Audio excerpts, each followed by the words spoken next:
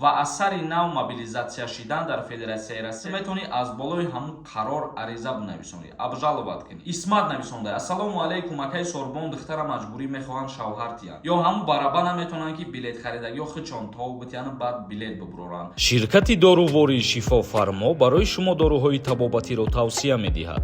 доруҳо барои зиёд кардани риш ва мӯи сар, доруҳо барои нест кардани сангу намаки гурда, доруҳо барои зиёд кардани қувваи мард ва нест кардани простатит, инчунин ҳиҷома кардан дар Москва ва Московский област. ҳатман аз номи канали мо муроҷиат кунед.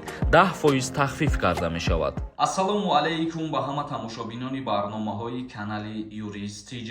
Тамошобинони азиз, ҳатман дар видео лайв бимонед. Як савол бениҳоят аз ҷониби шумо зиёд шид ва ман хостам ки дар ҳамин мавзӯъ суҳбат кунам. Оиди мобилизатсия дар Федератсияи Русия. Оиди мобилизатсия бисёри нафарҳо савол метиҳанд ки оё рост аст баъди соли нав аз сари нав қонуни мобилизатсия эълон мешавад ва шаҳрвандони хориҷие ки дар Федератсияи Россия қарор доранд ба мобилизатсия ба артиши Русия даъват карда мешаванд.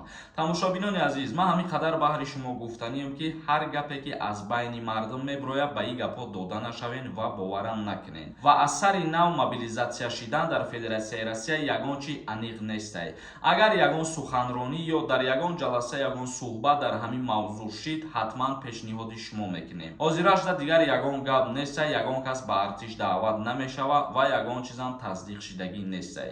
Тамошобинони азиз, акнун комментарияҳоро мехонем, ба саволҳои шумо ҷавоб мегардонем. То охирша тамошо кунем. Муслим нависондай: ака ассалому алайкум, ман ба мошинам таксӣ мезадам, баъд мара манъ карданд ДПС, документ ҳама чиз 100% буд. Проверка мекунад ки мада д административни штраф партофтагиянд.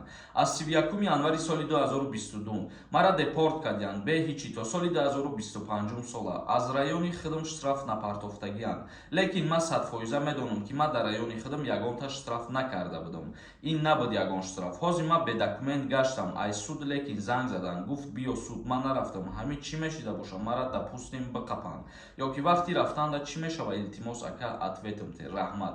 Дар ҳолате ки агар қарор буромадагӣ боша ва 5 сола тра видварения кардагӣ бошанд, ту ҳақ ва ҳуқуқ надорӣ ки дар Россия қарор бигирӣ. Дар ҳолате ки ту гуфтесай бе ягон асос мара видварени кардан ё ки депорт кардан. Агар дар асл ҳамин хел боша, ту метавонӣ ки аз болои ҳамун қарори суде ки тра видварения кардагиян обжаловат кунӣ. Яъне ки дар ин ҳолат метавонанд видварения тра ё ки депорти тра кушода кунанд, агар дар ҳақиқат исбот карда битонӣ ки ти ягон нарушения надоштӣ. Хосор Тиҷай нависонда: ассалому алайкум, ака миннатдорем ки бо халқи ғариб хизмат мекунӣ. Баъдан меган хизмати пулакӣ нархаш боло рафтааст. Рост ҳаст ё не? Илтимос ҷавоб де. Не, ин гап рост нестай. Мутобиқи қонунгузории Ҷумҳурии Тоҷикистон дар бораи хизмати ҳарбӣ ва уҳдадориҳои ҳарбӣ, хизмати алтернативӣ дар Ҷумҳурии Тоҷикистон нархи муқарраршудааш 26880 сомон мебошад. Умаров нависондай: чиликон каҷала шид ай савол нависира, як савола ҷавоб надодӣ. Ака ман январи 1996 мебошам, баҳорида мара мебара аблава, пешакӣ раҳмат. бародари азиз, худат ҳисоб кун, агар ки то ҳамун баҳорира ту 27 сола бошай, аз даъваткунӣ ба хизмати ҳарбӣ озод мешай. Али Исмонов нависондай: тенҷай ҳамаш омадан гирен Тоҷикистон, зан гирифтан гирен ба ҳазур сағираҳои безан. Яъне ки оиди аблава, оиди даъваткунӣ ба хизмати ҳарбӣ гуфтесай, и бародармон ягон намуд аблава нестай озир. Бегиев нависонда: ассалому алайкум, ака ман ба нияти хондан омадам, Питердаем, дар мигратсиони карта учоба нависондагӣ, успед накардам дохил шавида, мара метавонанд депорт кунанд. Дар ҳолате ки агар ту успед накарди дохил бошай, метавонӣ ки як бор граница бигзарӣ, аз сари нав ворид бошай ва мигратсиони картара иваз кунӣ. Исмат нависонда: ассалому алайкум, акаи Сорбон духтара маҷбурӣ мехоҳанд шавҳар тиянд. Оё ҳақ дорад духтар ба ягон ҷо муроҷиат кунад? Илтимос ҷавоб гӯед. Бале, ҳар як кас ҳаққу ҳуқуқ дорад. Дар мақомотҳои болоӣ метавонад ки ариза пешниҳод кунад. Убайдулло нависондай: ассалому алайкум, ака ман паспортамда як дона печати фалшивӣ дорам. Ҳозир хона равон меша, омаданда ҳеҷ гап намеша. Илтимос ҷавоби саволи мара бите. Дар ҳолате ки печати фалшивӣ дорӣ, и аллакай ғайриқонунӣ убур кардани марзи Русия мебошад. Яъне ки барои ғайриқонунӣ убур кардани марз метавонанд ҷарима кунанд ё метавонанд парвандаи ҷиноӣ оғоз карда аз озодӣ ба муҳлати 9 моҳ маҳрум кунанд. Паҳлавон нависондай: салом алайкум ака, дар бораи кредити телефон як сухан мекарден акаҷон. Агар шумо кредити телефон доштагӣ бошед, вақте ба Тоҷикистон меоед, агар кредита наспоред, ҳамин сабаб мешавад ки шуморо запрет кунанд. Розметов нависонда: ассалому алайкум ака, мара қапидан милиса, бурдан, суд кардан, ба штраф кардан, ман споридам пули штрафа. Суд ягон қоғаз надодак, ман ҳамира чӣ хеле фаҳмам ки мара чӣ кардан, депорт ё ин ки не.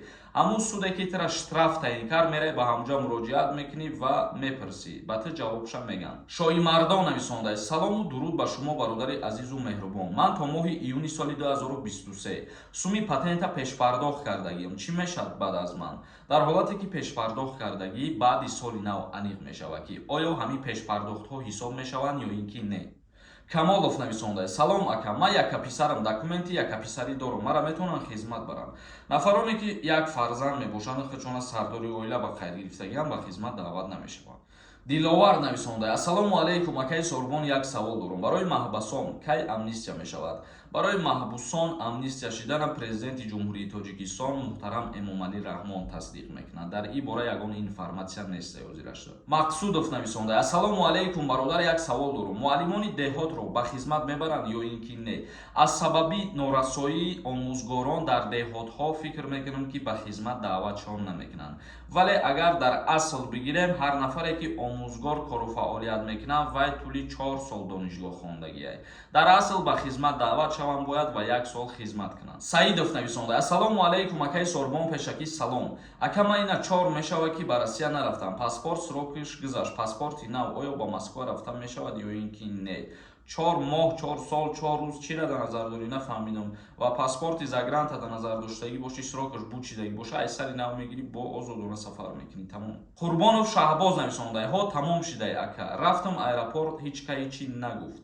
бале тамом шудагиай даъват кунӣ ба хизмат. Давронов нависонда: ассалому алайкум ака, мара 3 сола виездам маҳкамай. Тоҷикистон рафтанда проблема намешавад. Дар ҳолате ки виезди шуморо маҳкам мекунанд ва берун аз Россия намебироен, ҳамун муҳлата метавонанд ки ба 2 баробар табдил битиҳанд.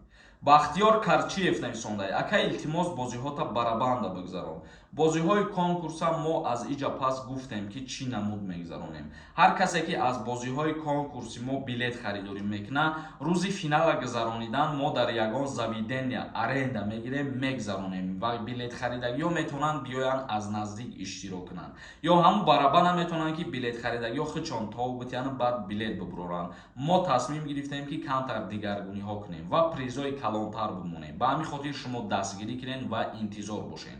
Тамошобинони азиз, ба ҳамин барномаи имрӯзара ҷамъбаст мекунем. То видеоҳои оянда, худованд ҳамаи мо шуморо нигаҳбон бошад.